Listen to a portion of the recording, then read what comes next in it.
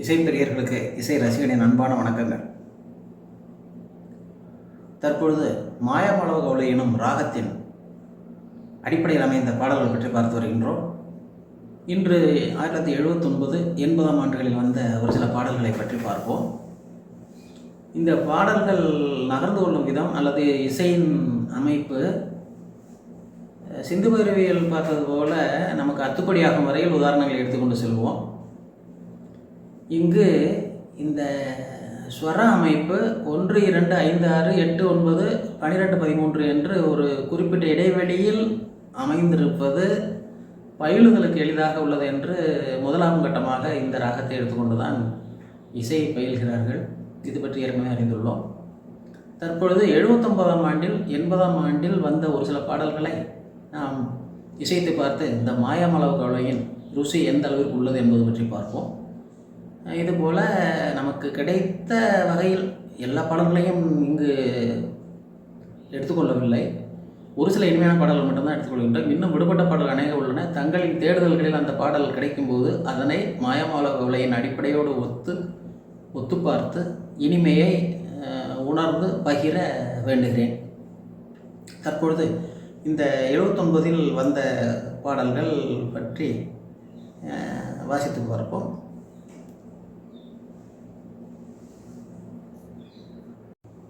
முதலில் சக்களத்தி என்ற படத்தில் இளையராஜா அவர்கள் இசையமைத்து பாடிய பாடல் என்ன பாட்டு பாட என்ற பாட்டினை வாசித்து பார்ப்போம்.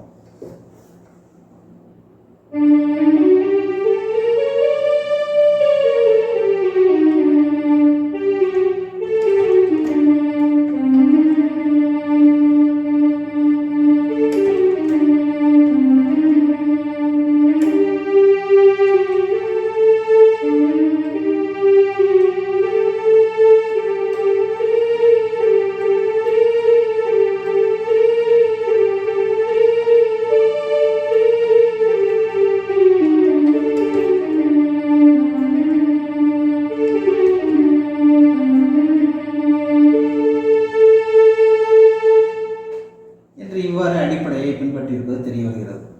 அடுத்து நானோட வைப்பின் என்ற படத்தில் வரக்கூடிய எந்த பொன் வண்ணமே என்ற பாடல் ஒரு சிலர் மாயாமளவு கவலையில் வரக்கூடியது என்று விவரித்துள்ளார்கள். ஆனால் இதன் பெரும் பங்கு வகலாபரணத்தை நோக்கி செல்கிறது என்பதனை இதை கடைசியாக நாம் விவரித்து பார்ப்போம். அடுத்து முதல் இரவு என்ற படத்தில் ஜெயச்சந்திரன், ஜானகி ஆகியோர் பாடிய இளையராஜா இசையில் பாடிய மஞ்சள் நிலாவுக்கு இன்று ஒரே சோம் என்று ஒரு பிரபல்யமான பாடல் உள்ளது. அதுவும் இதே ராகத்தில் அமைந்துள்ளது என்று தெரிகிறது.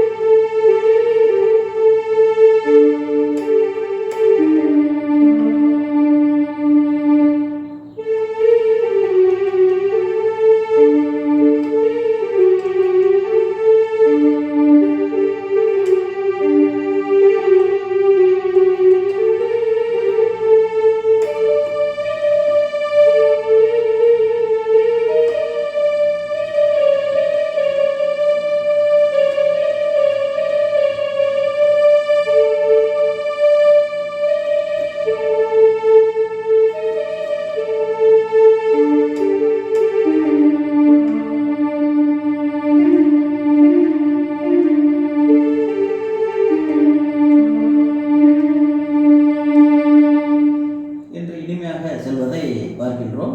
இது போலவே நினைத்தல் இணைக்கும் என்ற படத்தில் விஸ்வநாதன் அவர்கள் தனது இசையில் தன் குரலிலேயே பாடிய பாடல் ஜகமே தந்திரம் சுகமே மந்திரம் என்ற பாடலும் இனிமையை தரக்கூடியதாக அமைந்துள்ளது.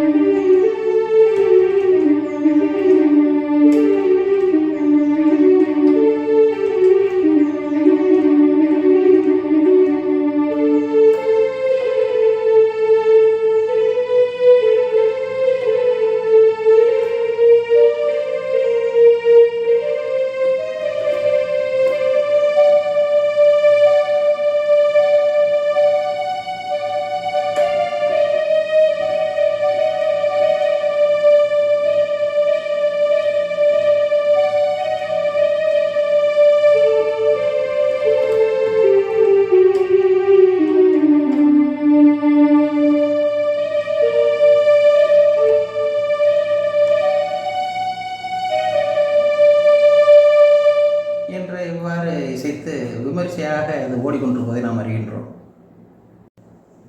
1980களில் வந்த இளையராஜா அவர்களின் பாடல் தீபன் சக்கரவர்த்தி உமார்மன் பாடியது நிழல்கள் என்ற படத்தில் பூங்கதவை தாழ்த்திரவை என்ற பாடலும் இந்த ராகத்தில் இருக்கின்றதை அறிகிறோம்.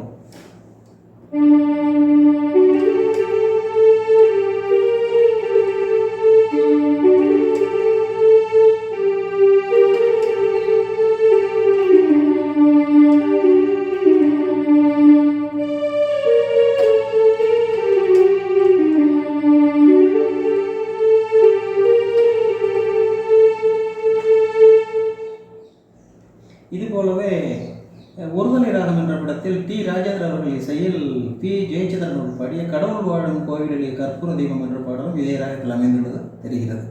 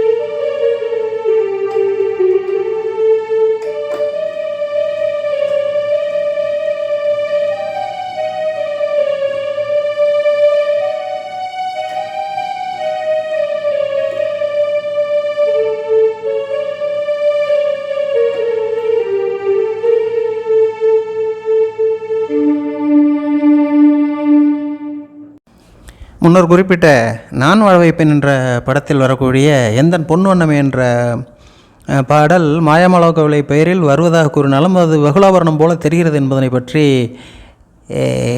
பார்த்தோம். அதை என்ன என்று பார்ப்போம்.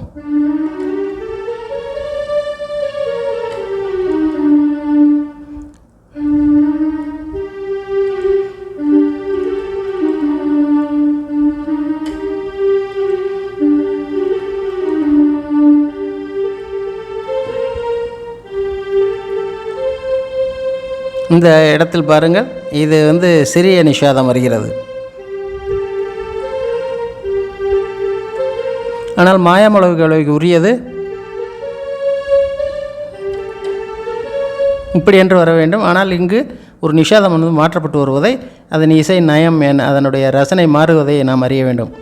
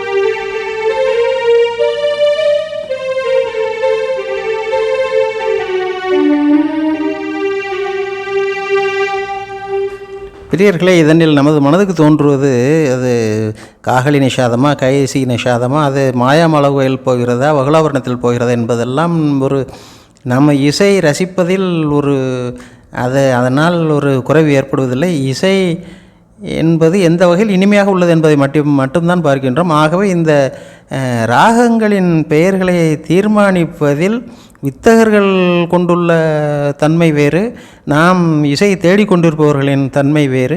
ஆகவே இனிமையான பாடல்களை மட்டும் எடுத்துக்கொண்டு நாம் வாசித்து பார்க்கும்போது எந்த வகையில் இந்த ஸ்வரங்கள் மாறுபடுகிறது என்பதை மட்டும்தான் நாம் அறிகிறோம் ஒழிய அதை தீர்மானிக்கும் செயலில் நாம் இறங்கவில்லை. ஆகவே இந்த மாயாமலோக நாட்டில் இப்படி வர வேண்டும், இந்த தெய்வதத்தை இழுக்க வேண்டும், நிஷாதத்தை சுருக்க வேண்டும் என்றெல்லாம் இந்த விவரங்களை நாம் தெரிந்து கொள்வதற்கு முறையான சங்கீதத்தை கற்று வரவில்லை. ஆகவே இனிமையாக இசையை ரசிப்பதற்கான முயற்சியில் இசையை தேடிக்கொண்டு என்ன உள்ளது என்பது பற்றி தான் பார்க்கின்றோம். ஆகவே அன்பர்கள் இந்த வழியில் செல்வது பிடித்திருந்தால் லைக் பண்ணுங்கள். நம்ம சேனல் இதில் மேலும் அநேக ராகங்கள் உள்ளன. நமக்கு தோன்றும் வகையில் இசையை ரசிக்கும் விதத்தில் என்னென்ன பாடல்கள் பிடிக்கின்றனவோ அவற்றை நாம் வரிசையாக தொகுத்து அடுத்தடுத்த எபிசோடுகளில் வைக்கின்றோம். ஆகவே அன்பர்கள் சப்ஸ்கிரைப் செய்து கொண்டு லைக் பண்ணுங்கள், ஷேர் பண்ணுங்கள், கமெண்ட் பண்ணுங்கள். இணைந்து இனிமையை ரசிப்போம். நன்றி, வணக்கம்.